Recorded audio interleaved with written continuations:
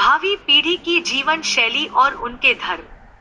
जब मंगल ग्रह तीसरी कक्षा पर पहुंचेगा तो वह नई पृथ्वी बन जाएगी।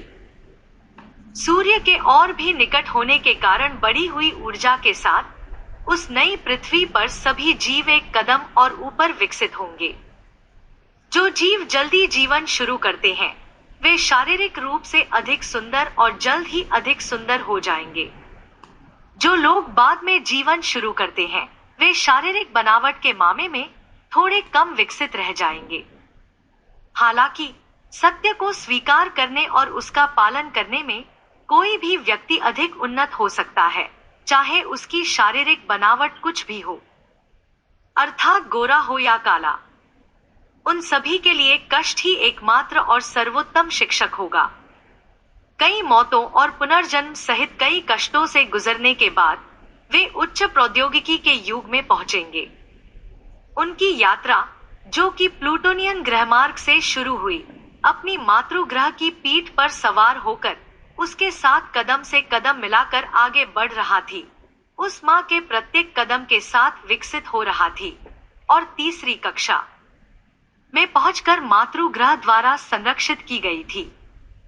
लेकिन पृथ्वी लोक में पहुंचकर वे ईश्वर की खोज में लग जाएंगे। वे अपने ग्रह पर पाए गए साक्ष्यों को देखेंगे और जीवन और ईश्वर से संबंधित उत्तर खोजने के लिए धर्म ग्रंथों का अध्ययन करेंगे। वे जानवरों और मानव कंकालों और जीवाश्मों का अध्ययन करके विकास के बारे में बुनियादी जानकारी प्राप्त करेंगे। साथ ही मानव संतों द्वारा लिखे धर्म ग्रंथों के आधार पर सृष्टि एवं ईश्वर के विषय में भिन्न भिन्न मान्यताओं वाले अनेक धर्म स्थापित करेंगे। कुछ धर्म विकासवाद के वैज्ञानिक सिद्धांत का विरोध करेंगे। इस दौरान उन सभी के लिए भोजन, आत्मरक्षा और आत्म संरक्षण ही प्राथमिकता होगी।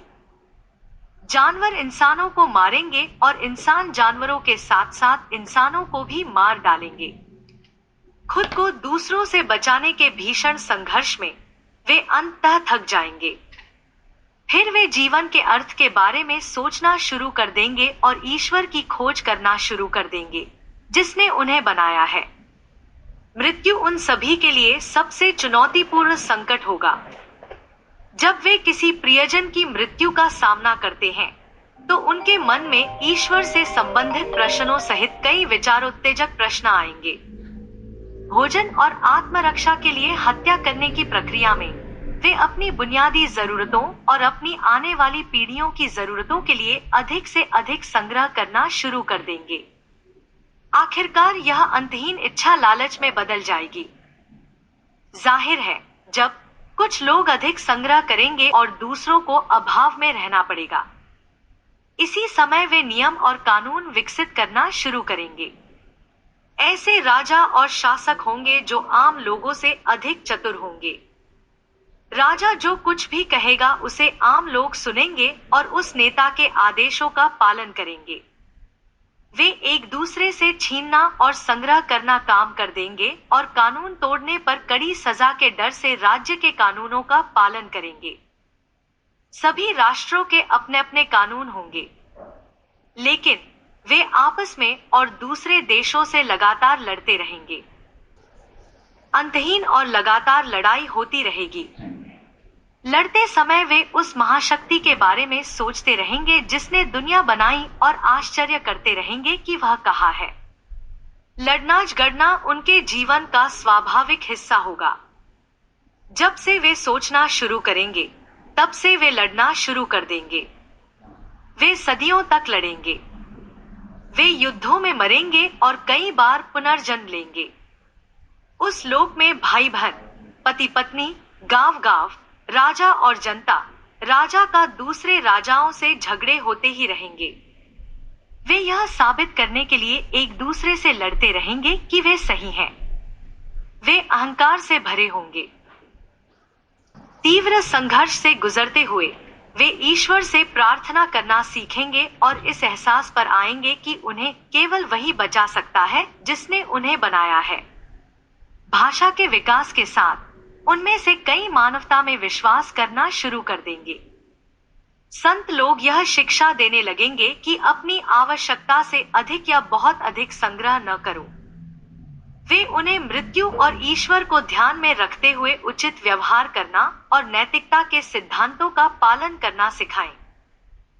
वे उन्हें यह भी सिखाएंगे कि अच्छा जीवन कैसे जिया जाए और अपने जीवन साथी, बच्चों, माता-पिता, समाज और देश के प्रति अपने अनिवार्य कर्तव्यों का पालन कैसे किया जाए। कई लोग अच्छे कर्म के प्रभाव पर विश्वास करना सीखेंगे और समझेंगे कि भगवान अच्छे कर्म से प्रसन्न होते हैं। उन्हें एहसास होगा कि इस जीवन में सभी प्रकार के कष्टों को खत्म करने का एकमात्र मार्ग भगवान को प्रसन्न करना होगा। उनकी अंतरात्मा की आवाजें उन्हें प्रेरित करती रहेंगी। ईश्वर से डरने वाले कुछ लोग इतने अच्छे होंगे कि उनका जीवन दूसरों को अच्छे कर्म करने के लिए प्रेरित करेगा। ऐसे भी लोग होंगे जो इतना बुरा व्यवहार करेंगे कि सभी को भयभीत कर दहला देंगे। हालांकि वे सभी ईश्वर और या अपने धर्म में विश्वास करेंगे। जैसे जैसे समय बीतता जाएगा, वे अपने ग्रह पर रहस्यमय स्थान ढूंढेंगे, जैसे हमने अपने ग्रह में माचू पिचू आदि जगह पाए थे। उनके लिए यह पता लगाना असंभव होगा कि इन्हें कब और किसने बनवाया था। वे अपने पूर्वजों के बारे में और अधिक जानने के लिए इतिहास से खोजने का प्रयास करेंगे जो अवतार के काल में रहते थे। कुछ अजीब लोग ईश्वर सहित हर चीज का ज्ञाता होने का दावा करेंगे। वे अपने अनुयायियों के साथ मिलकर अपना जीवन दर्शन निर्मित करेंगे। समय बीतने के साथ साथ संत और नेता धर्म ग्रंथों की सबसे पुरानी मौलिक शिक्षाओं को बनाए रखते हुए धर्म की अवधारणा को बदल देंगे। जब वे पढ़ना लिखना सीखेंगे, तो वे केवल ईश्वर और प्रार्थनाओं के बारे में कहानियां ही लिखेंगे। वे भगवान की दी हुई लेखन के उपहार के लिए ईश्वर की स्तुति करेंगे। उनके मन में ईश्वर के प्रति बहुत सम्मान होगा और वे ईश्वर से डरने वाले होंगे। बहुत लंबे समय तक वे परमेश्वर के क्रोध के डर से बिना मुंह धोए परमेश्वर का नाम भी नहीं लेंगे। जब वे कुछ मुद्दों पर असहमत होते हैं और समाधान करने में सक्षम नहीं होंगे, तो वे निर्णय भगवान के हाथों में छोड़ देंगे, क्योंकि वे भगवान से बहुत प्यार करेंगे और उनके फैसले पर पूरा विश्वास और आस्था रखेंगे। वे पत्तों और पत्थरों पर लिखना सीखेंगे और ईश्वर जैसा दिखने की कल्पना करते हैं उसके चित्र बनाना सीखेंगे। अधिकांश लेखक संत होंगे। संत इस बात को स्वीकार नहीं करेंगे कि वे ईश्वर के बारे में नहीं जानते, लेकिन उनके मन में जो आएगा वो लिखते रहेंगे। नेता लोग उन लेखकों को प्रोत्साहित करेंगे और सुविधाएं प्रदान करेंगे ताकि वे लिखते रहें, और कुछ लोग उन्हें आरामदायक जीवन और वित्तीय लाभ भी प्रदान करेंगे। कुछ संत भगवान के बारे में मजेदार कहानियां लिखेंगे।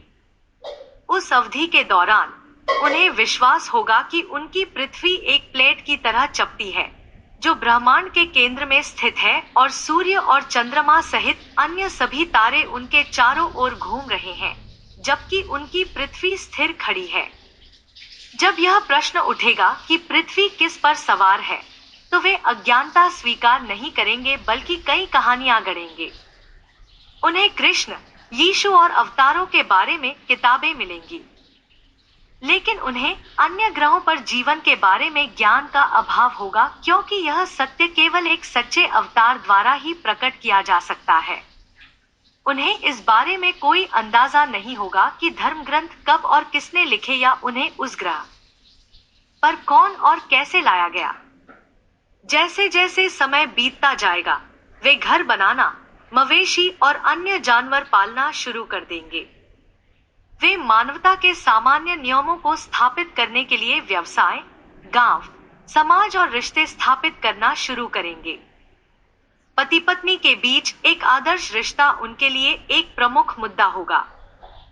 बाद में वे बिजली और अन्य सभी इलेक्ट्रॉनिक्स जैसे ट्रेन, टेलीफोन आदि का आविष्कार करेंगे, ठीक जैसा हमने किया। जीवन के रहस्यों को सुलझाने और जीवन की समस्याओं का समाधान खोजने की आशा के साथ उनका ध्यान धर्म ग्रंथों पर भी केंद्रित रहेगा। इसके अतिरिक्त वे ईश्वर की खोज का प्रयास जारी रखेंगे। धर्म ग्रंथों को पढ़ना, उनका अनुवाद करना और उनमें से सत्य के रहस्यों को उजागर करना उनके लिए बहुत जटिल और कठिन होगा, भले ही समझने की उनकी क्षमता में सुधार हुआ हो। कभी कभी समाधान खोजने के बजाय वे अधिक प्रश्नों और अधिक समस्याओं में उलझ सकते हैं। उनमें से कुछ लोग अनेकों भ्रमित करने वाले ग्रंथों से थक जाएंगे और संत बन जाएंगे। वे संत लोगों से कहेंगे कि वे बेकार के धर्म ग्रंथों को अपने घरों से बाहर फेंक दें और इसके बजाय मानवता अपनाएं और उनके द्वारा स्थापित जीवन शैली अपनाएं। लेकिन दुर्भाग्य से उन्हें धर्म ग्रंथों से कभी छुटकारा नहीं मिलेगा। यदि वे एक ग्रंथ को त्याग भी दें, तो तत्काल क्रांतिकारी संत के धर्म ग्रंथ से चिपक जाएंगे और चिपके रहेंगे। अर्थात वे एक कुएं से निकलेंगे और तुरंत दूसरे कुएं में छलांग लगा देंगे। कभी कभी अपने अंधकारमय अज्ञान में, विशेष रूप से निराशा के समय में, और जब वे नहीं जानते कि और क्या करना है, तो वे उन्हें सांत्वना देने के लिए शास्त्रों से मार्गदर्शन मिलेगा। लेकिन चूंकि अधिकांश धर्मग्रंथ त्रुटियों से भरे होंगे, इसलिए वे सही मार्ग और गलत मार्ग में अंतर नहीं कर पाएंगे। राजा और शासक शक्तिशाली होंगे। जनता लोग उन नेताओं या राजाओं की बात सुनेंगे जो उन्हें अपनी संचित संपत्ति रखने में सक्षम बनाएंगे। बदले में राजा उनकी देखभाल करेगा और आवश्यकतानुसार न्याय करेगा। राजा किसी भी धर्मग्रंथ और किसी भी दर्शन को नष्ट करने या किसी भी दर्शन को शीर्ष पर पहुंचाने में सक्षम होंगे। राजा ईश्वर के नाम पर जो भी स्मारक बनाना चाहेगा, बनाएगा। पूरी आबादी राजाओं या नेताओं के लिए अथक परिश्रम करेगी।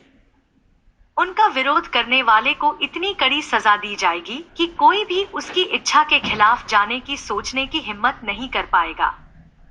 उस अवधि के दौरान उस पृथ्वी में भी हमारी धरती माँ के समान नाम वाले महाद्वीप होंगे, जैसे कि अमेरिका, एशिया आदि। जो लोग हमारे ग्रह पर अवतार के साथ भयानक इतिहास बनाने के लिए जिम्मेदार थे, उनसे इस नए अवतार के अनुयायी बहुत नफरत करेंगे। हमारे वर्तमान समय में मौजूद सभी धर्म उस अवधि के दौरान फिर से उभरेंगे, लेकिन नए मोक्ष दाता के अनुयायियों द्वारा बनाया गया नया धर्म उस ग्रह पर सबसे अधिक सम्मानित होगा। उनकी जीवन शैली और राजाओं द्वारा स्थापित प्रार्थना के तरीके अलग अलग होंगे। उदाहरण के लिए, मोम उत्पादक भूमि के लोग अपनी प्रार्थनाओं में मोम का उपयोग करेंगे और नारियल उत्पादक भूमि नारियल का उपयोग करेंगे। वे अपनी प्रार्थनाओं के लिए विभिन्न भाषाओं का उपयोग करेंगे। उनके कपड़े पहनने का तरीका भी अलग होगा। गर्म स्थानों में रहने वाले लोग ढीले ढाले कपड़े पहनेंगे, जबकि ठंडे स्थानों पर रहने वाले लोग भारी कपड़े जैसे कोट आदि पहनेंगे। जब वे पड़ोसी देशों को देखेंगे, तो उन्हें एहसास होगा कि उनके कपड़े पहनने और प्रार्थना करने का तरीका उनसे बिल्कुल अलग है। वे मतभेद का कारण नहीं समझेंगे और यह मानेंगे कि दूसरे देशों के लोग नास्तिक या ईश्वर में विश्वास नहीं करने वाले हैं। वे अपनी जीवन शैली से प्यार करेंगे और पड़ोसी देशों में प्रचलित जीवन शैली से नफरत करेंगे। वे इससे इस हद तक नफरत करेंगे कि वे अन्य धर्म ग्रंथों को अपने घरों में लाने की हिम्मत नहीं करेंगे। उनके प्रार्थना स्थलों पर जाने या उन्हें दूर से देखने का विचार ही उन्हें घृणा और भय से काम देगा। वे अपने ईश्वर से तो प्रेम करेंगे, परंतु दूसरों के प्रति घृणा सर्वत्र फैल जाएगी। भगवा के नाम पर वे यात्री जहाजों को समुद्र में डुबा देंगे, यात्री विमानों को आसमान से गिरा देंगे, यात्री ट्रेनों, बसों को उड़ा देंगे और लोगों को उनके घरों में जिंदा जला देंगे या जिंदा कुओं में फेंक देंगे। वे अन्य धर्मों के प्रार्थना घरों को अपने प्रार्थना घरों से बदल देंगे। वे अन्य धर्मों की पवित्र पुस्तकों को जला देंगे और तलवार और धन के बल पर अनुयायियों को अपने धर्म में परिवर्तित कर देंगे।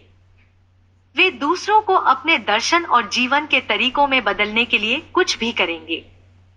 वे सुंदर गीत और कविताएं लिखकर अपने ईश्वर के प्रति अपने महान प्रेम को व्यक्त करेंगे। कहानियां और किताबें लिखना और उसकी महिमा गाना तथा इतने सुंदर संगीत बनाएंगे जो श्रोताओं को भाव विभोर कर देगा। जब वे अपने अद्भुत ईश्वर, उसकी दयालुता, उसके क्षमाशील स्वभाव और उसकी अच्छाई के बारे में बात करेंगे तो उनके आंखों से आंसू बहने लगेंगे। अपने ईश्वर के प्रति उनका प्रेम इतना महान होगा कि उनकी महिमा को एक प्राचीन मृत भाषा में गाने के बावजूद, जिसे वे नहीं समझते हैं, उनका सिर घूम जाएगा। यदि अन्य धर्मों के लोग अपने धर्म के बारे में बहस करते हैं या ईश्वर के प्रति उनके प्रेम की आलोचना करते हैं, तो वे उन्हें हानिकर जाने नहीं देंगे। धार्मिक असहिष्णुता उनकी निरंतर लड़ाई और झगड़े का कारण होगी। अंततः उनका संगीत, उनका धार्मिक ज्ञान, उनके घर, उनकी कारें और उनकी उपलब्धियां परिष्कार के इतने ऊंचे स्तर पर पहुंच गई होंगी कि वे अहंकारी हो जाएंगे और विश्वास करेंगे कि इस ब्रह्मांड में केवल वे ही ऐसे ज्ञान वाले हैं। विडंबना यह है कि इस काल से सदियों पहले, जब उनके पास कुछ नहीं था, तब भी वे वही विश्वास करते थे। लेकिन अब दूसरों को बेवकूफ बनाने का उनका तरीका ज्यादा वैज्ञानिक और चतुर होगा। कई प्रसिद्धि के भूखे और पैसे की सोच वाले संत उद्धारकर्ता, भगवान या भगवान के दूत होने का दावा करेंगे। अधिक पैसे वाले राजनेता भ्रष्ट हो जाएंगे, जनता को बेवकूफ बनाकर वोट हथियाने में माहिर हो जाएंगे। बहुत से लोग ऐसा भोजन इकट्ठा करेंगे जिससे लाखों लोगों को भोजन मिल सके और इसे सुरक्षित स्थानों पर संग्रहित किया जा सके। वे मृत्यु के देवता यम को चुनौती देंगे। गरीब लोग अमीर लोगों की जय जयकार करेंगे, जिनका लालच लाखों भूखे लोगों की मौत का कारण बनेगा। अमीर चोरों को मीडिया द्वारा प्रसिद्ध किया जाएगा। सर्वत्र अधर्म फैल जाएगा। संत अधिक धन बुद्धि वाले हो जाएंगे। धार्मिक प्रचारकों द्वारा भ्रमित किए जाने पर वे प्रलय अर्थात महापरिवर्तन की भव्य घटना के दिन तक भगवान को नहीं पहचान पाएंगे। अपने भगवान के नाम पर बड़े बड़े चर्च, मंदिर आदि बनाएंगे। उन्हें पता चलेगा कि हम, उनके पूर्वजों ने सच्चे अवतार को हथकड़ी लगाई थी, जंजीरों से बांध कर जकड़ा था और जेल में डाल दिया था। अपने प्रार्थना घरों में वे इस दिल दहला देने वाले कार्यक्रम का दृश्य बनाएंगे। वे अपने प्रार्थना घर में जेल की एक छोटी सी कोठरी में कैद एक निर्दोष, तनावग्रस्त, आघातग्रस्त, दुखी और भयभीत महिला की मूर्ति बनाएंगे। बहुत से लोग जेल की कोठरी के सामने मोमबत्तियां जलाएंगे और प्रार्थना करेंगे, हमारे भगवान, हमारी दयालु मां, कृपया हमें, हमारी आत्माओं को इस जेल शरीरों से बाहर निकाले। कृपया हमारे दुख और कष्ट दूर करें। कई उपदेशक कैद महिला की विभिन्न व्याख्याएं करेंगे और कहेंगे कि भगवान को कैद नहीं किया गया था। यह भगवान का यह समझाने का तरीका है कि हम, आत्मा, इस शरीर में या इस जेल जैसी दुनिया के अंदर कैद है और केवल दयालु भगवान ही हमें माया के इस पिंजरे से मुक्त कर सकते हैं, आदि आदि। हजारों चर्च होंगे इस अवतार के नाम पर। कई चर्चों और मंदिरों में कैद पवित्र महिला की हीरे जित मूर्तियां होंगी और लोगों के पास दूसरों को प्रभावित करने के लिए हीरे जड़ित सोने के पेंडेंट होंगे कि वे उद्धारकर्ता में विश्वास करते हैं, जो अच्छे लोगों को बचाने के लिए पृथ्वी पर आए थे। कई मंदिरों में कैद पवित्र महिला की तस्वीर वाले झंडे फहराए जाएंगे। वे अन्य धर्मों के लोगों से नफरत करेंगे जिन्होंने पवित्र महिला का अपमान किया और उन्हें कैद किया। वे अपने धर्म के बारे में बहुत सारी अच्छी बातें लिखेंगे और उन रूढ़िवादी धर्मों के बारे में बहुत सारी बुरी बातें लिखेंगे जो पवित्र महिला, देवी मां को पहचानने में विफल रहे। इस अवतार के नाम पर कई विनाशकारी भयानक युद्ध होंगे। उन्हें पता चलेगा कि जेल में रहते हुए अवतार को इतने शारीरिक और मानसिक आघात से गुजरना पड़ा जिसकी तुलना पृथ्वी पर किसी अन्य दर्द से नहीं की जा सकती। उन्हें पता चलेगा कि हमारे अवतार को अपमानित किया गया था और लोगों ने उसके बारे में कई गंदी और बुरी बातें कही थी, जैसे एक नकली भगवान, नकली मसीहा, धोखेबाज, ठग इत्यादि। उन्हें पता चलेगा कि हमारी दुनिया में बहुत सारे धोखेबाज, झूठे देवता, झूठे गुरु और पैसा कमाने वाले नेता थे जो तेजी से फले फूले। उन झूठे भगवानों को उनके अज्ञानी अनुयायियों ने करोड़पति और अरबपति बना दिया था। मूर्खों ने झूठ को गले लगाया किया और झूठ का साथ दिया। वे हमारे द्वारा रचे गए इतिहास से नफरत करेंगे, लेकिन वे उससे सीखेंगे और वही गलतियां न दोहराने का प्रयास करेंगे। वे हमारे द्वारा किए गए अन्य अमानवीय कार्यों के बारे में बात करेंगे और इस प्रकार हमारे मूर्खतापूर्ण कार्यों से घृणा करेंगे। लेकिन अंततः जब उनका अवतार या मोक्षदाता उनके बीच प्रकट होगा, तो वे वही गलतियां करेंगे जो हमने की थी या हमसे पहले के लोगों ने की थी। वे भी मूर्ख, अहंकारी, प्रशंसा के भूखे, जिद्दी और लालची होंगे। वे जितना सहेंगे उतना ही प्रेम उनमें ईश्वर के प्रति विकसित होगा। ईश्वर के बारे में बात करते समय उनकी आंखों में आंसू आ जाएंगे। वे एक अदृश्य ईश्वर से गहराई से प्रेम करेंगे। वे भगवान के नाम पर कुछ भी करने के लिए हमेशा तैयार रहेंगे। वे परमेश्वर की सहायता के लिए विलाप करेंगे। सबसे अजीब बात तो यह है कि वे इस बात को स्वीकार नहीं करेंगे कि वे ईश्वर को नहीं जानते। वे ईश्वर की कल्पना कई अजीब और अलग अलग रूपों में करेंगे। उनके पास दर्जनों अलग अलग धर्म ग्रंथ और प्रार्थना के तरीके भी होंगे। अपने दिलों में वे जानेंगे कि उनके धर्म ग्रंथों और अजीब तरीकों में कुछ भी वास्तविक नहीं है, लेकिन उनका अहंकार इतना मजबूत होगा कि वे इसे स्वीकार करने के बजाय मर जाना पसंद करेंगे। वे किसी को भी मार डालेंगे जो उन्हें वास्तविकता बताने की कोशिश करेगा। वे अंधे लोग पूरी तरह से धन के लिए पागल हो जाएंगे और अधर्म सभी के जीवन पर राज करेगा। हम में से जो लोग परीक्षा में सफल हो जाएंगे और देवलोक पहुंच जाएंगे, उन्हें नई पृथ्वी के उन लोगों की समस्याओं का कारण और समाधान पता चल जाएगा।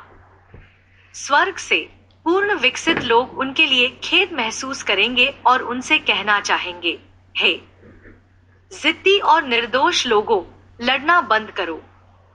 उन बेकार धर्मों में कुछ भी नहीं रखा है, इसलिए उन्हें छोड़ दो। एक अच्छे इंसान बनो। अपना पैसा और भोजन भूखे और जरूरतमंद लोगों के साथ साझा करो। तुम लोग लंबे समय तक पृथ्वी लोक के उस अस्थायी घर पर नहीं रहोगे। पैसे की मानसिकता वाले आध्यात्मिक लीडरों का अनुसरण करना बंद करो। अपने मातृग्रह और अपने ग्रह के केंद्र में स्थित अतिगम चंद्रमा भगवान से सीधे संवाद करो। अपनी धरती माँ और उसके गर्भ में जीवन देने वाले के चमत्कारों को सीखो और समझने का प्रयास करो। अपनी मूर्खतापूर्ण मान्यताओं पर काम करते रहने से तुम्हें कुछ हासिल नहीं होगा, लेकिन अगर तुम एक अच्छे इंसान बन जाओ और सच्चाई को स्वीकार कर लो और अच्छे कर्म कर लो तो तुम्हारे सभी कष्ट समाप्त हो जाएंगे। सत्य पर भरोसा रखें। अपनी धरती माँ पर भरोसा रखो, अपने ईश्वर पर भरोसा रखो और अपने कर्म पर भरोसा रखो। तुम्हारा भविष्य तुम्हारे हाथों में है।